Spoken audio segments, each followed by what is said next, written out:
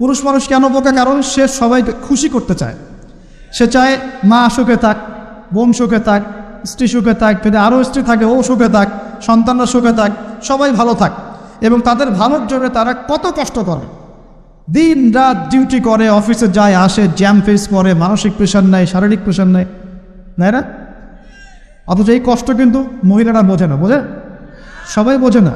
আছে অনেক ভালো স্ত্রী আছে, কিন্তু সবাই কিন্তু বোঝে না। মনে করে যে পুরুষ মানুষ মনে হয় ভোগবাদী, খালি মেয়েদেরকে ভোগ করতে চায়। অথচ সবাইকে সুখে রাখার এই চেষ্টায় একজন পুরুষ দিন শেষে নিজেই সুখী হয় না। বহু পুরুষ শেষ বয়সে গিয়ে একাকিত্বে ভোগে, একা হয়ে যায়। এই জন্য বলছি ফ্যান্টাসি বাদ দেন। ফ্যান্টাসি বাদ দিয়ে হালাল রিজিক হয়েছে, একটা নেককার পরহেজগার মেয়ে দেখে বিয়ে করেন, ব্যাস তাকে নিয়ে দুনিয়ার ছোট্ট জীবনটা কাটিয়ে দেয়। আর জান্নাতে তো হুর পড়ে অপেক্ষা করছে ইনশাআল্লাহ।